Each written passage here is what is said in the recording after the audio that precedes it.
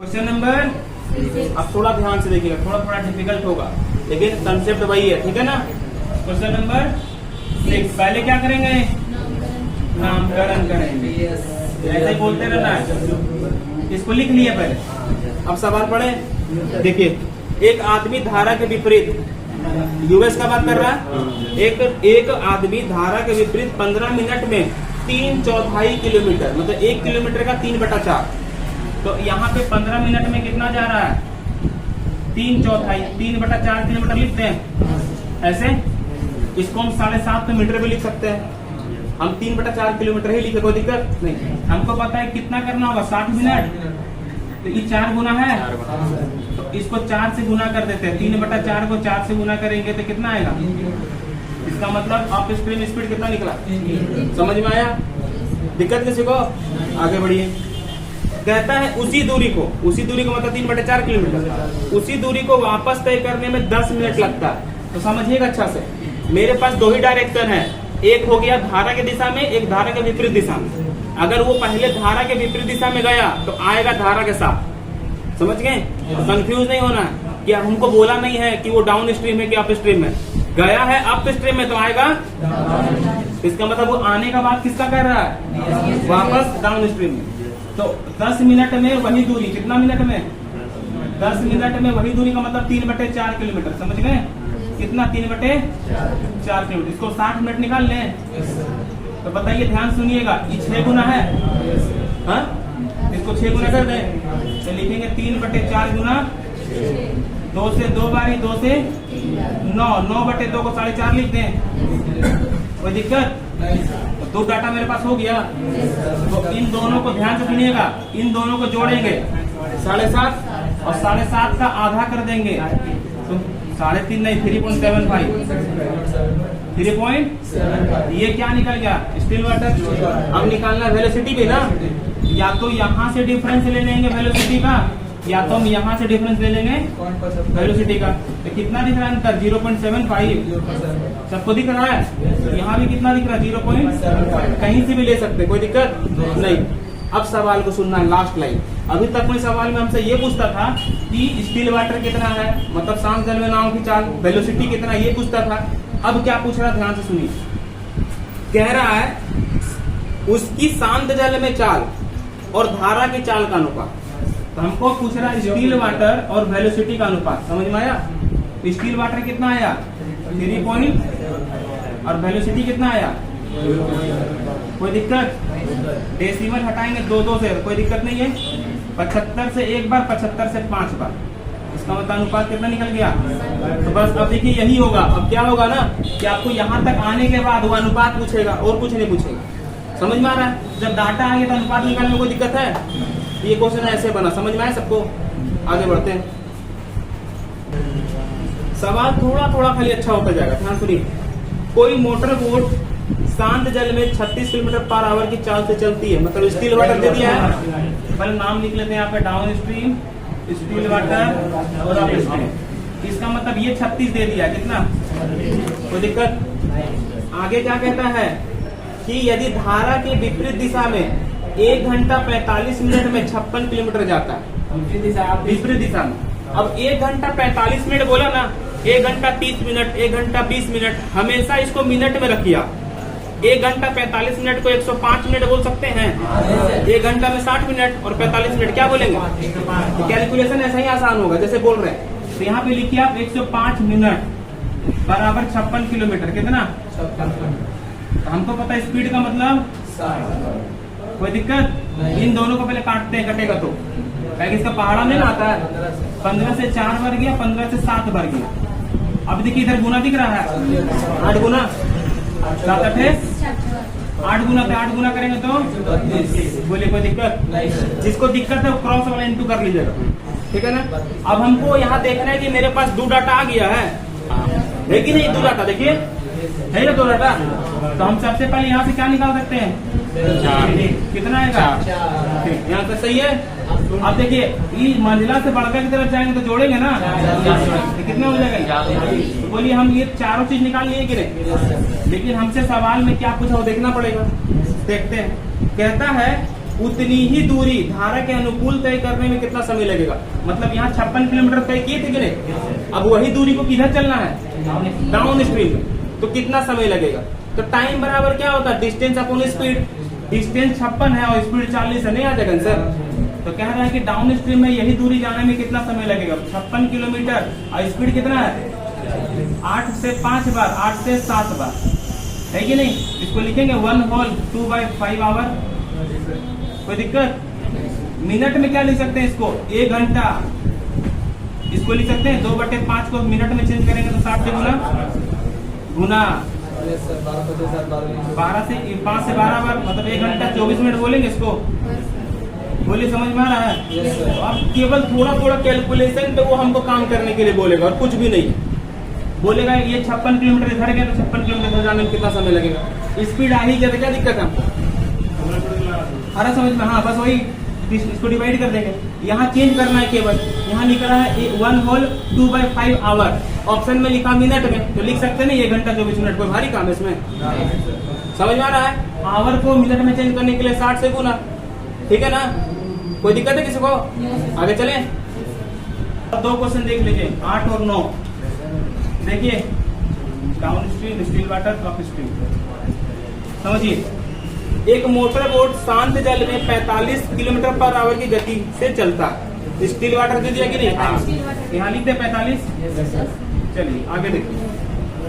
यदि धारा के अनुकूल, मतलब किधर, धारा की दिशा में, डाउन स्ट्रीम, धारा के अनुकूल 80 किलोमीटर दूरी तय करने में बोट 1 घंटा 20 मिनट लेता है। तो 1 घंटा 20 मिनट का मतलब 80 मिनट बोलेंगे।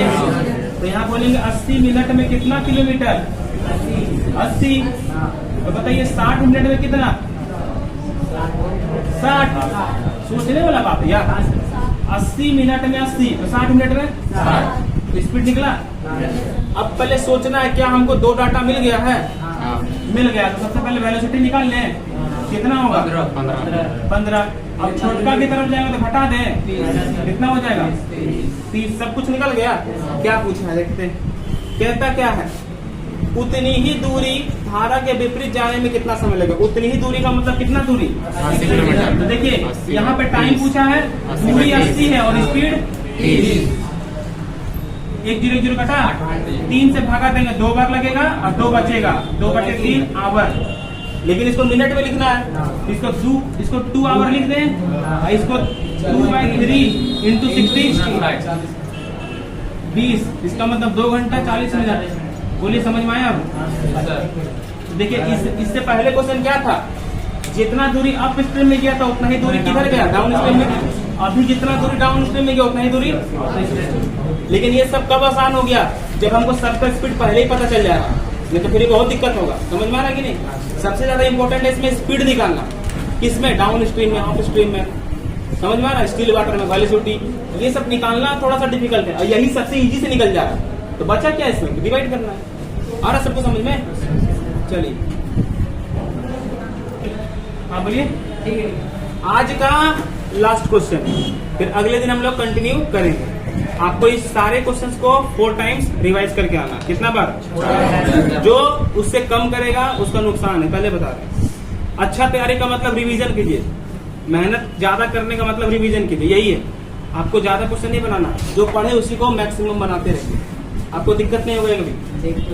देखिए ध्यान से, पहले नाम लिख लीजिए यहाँ पे, down stream, still water, up stream लिख लिए। सुनिएगा ध्यान से। बोलता है किसी धारा के प्रवाह की चाल 4 किलोमीटर पर आवर। धारा की प्रवाह का मतलब धारा की चाल, सही है, सबको समझ में आया। इसका मतलब वेलोसिटी के बारे में बोल दिया, कितना, जिसको हम ऊपर रख लिया अभी, ठीक है। वेलोसिटी कितना है, आगे सुनिए।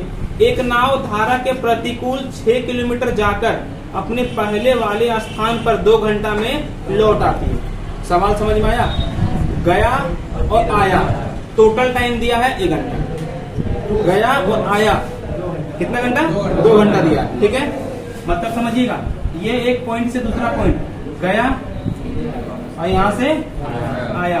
जाते समय हो सकता है कि आप स्ट्रीम है तो आते समय तो पक्का डाउन स्ट्रीम होगा। ऐसे टोटल टाइम कितना लगा इसको, 2 घंटा। बात समझ में आ रहा है। जाने और आने का टोटल टाइम कितना है, 2 घंटा। तो कहता है धारा के प्रतिकूल में कितना समय लगा, मतलब अप स्ट्रीम में इसको कितना समय लगेगा। तो पहले थोड़ा दिमाग लगाना है कि डाउन स्ट्रीम और अप स्ट्रीम में क्या दोनों में बराबर समय लग सकता है? नहीं लग सकता। डाउन स्ट्रीम में कम समय लगेगा, अप स्ट्रीम में इस 2 घंटा में इसको ज्यादा समय लगा होगा, इसको 2 घंटा दोनों मिला करके, इसका मतलब इसको ज्यादा लगा होगा, इसको कम लगा होगा। हम आपको क्या समझाए थे, इस चैप्टर में 2 डाटा मेरे पास आ गया तो सवाल में सब कुछ आसान हो गया। जब मेरे पास 1 डाटा है तो हम ऑप्शन स्किप करेंगे, बोले है ना।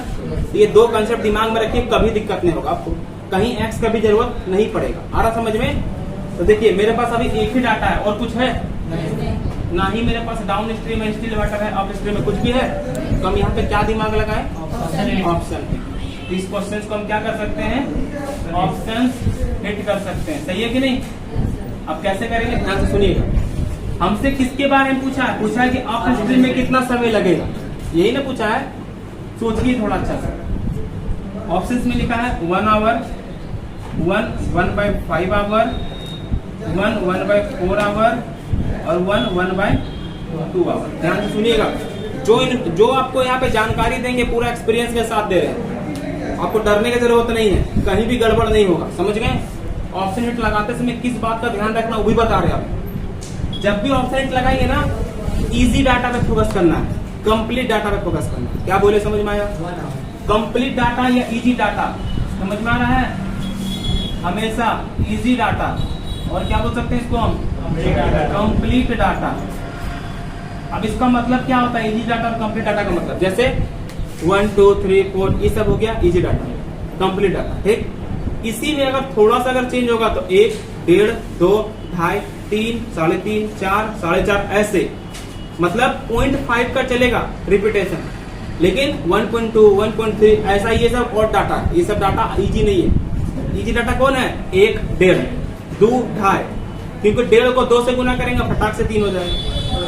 समझ में आ रहा है कि नहीं? तो कौन सा डाटा इजी होता है?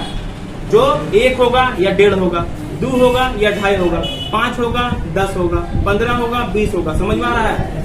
ये पूरा आपको पूरा आंसर ही बता दे रहे हैं। ऑप्शन हिट कैसे करते हैं? सबको ऑप्शन हिट नहीं किया जाता है, समझ में आ रहा है? किसको करना ऑप्शन हिट? जिसमें इजी से वो डेसिमल हटाया जा सकता है।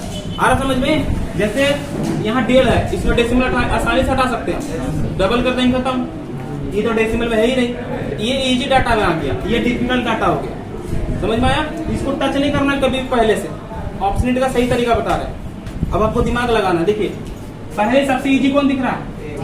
अब सोचना है, अगर अप स्ट्रीम में 1 आवर लगेगा 2 में से, तो डाउन स्ट्रीम में भी 1 आवर लगेगा।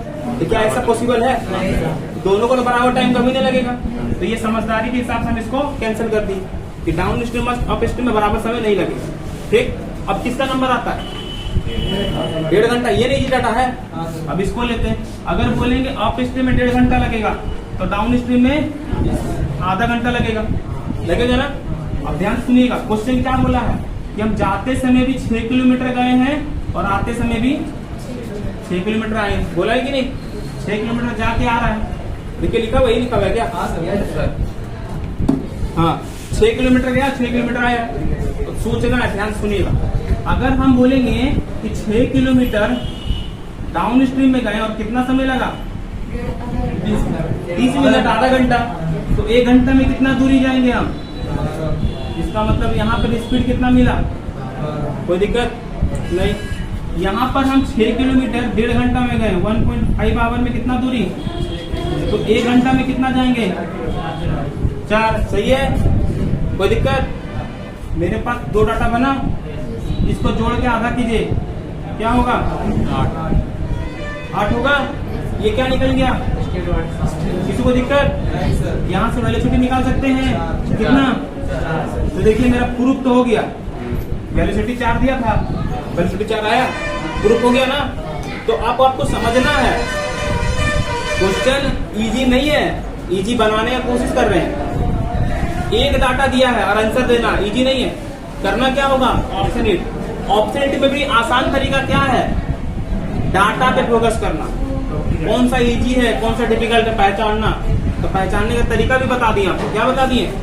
जो आसानी से दिखेगा 1, 1.5, 2, 2.5, 3, ये सब इजी डाटा है। जहाँ 2.2 2.3 ये इजी डाटा नहीं है, 1.2 इजी डाटा नहीं है। समझ में आ रहा है कि नहीं? डाटा किसको पहचान कैसे सिलेक्ट करना है समझ में आ गया, किसको पहले यूज करना है समझ में आ गया। तो खत्म हो गया सवाल, क्लियर है। अब हम लोग आगे का क्वेश्चन अगले दिन करेंगे, ठीक है। आज के लिए इतना ही।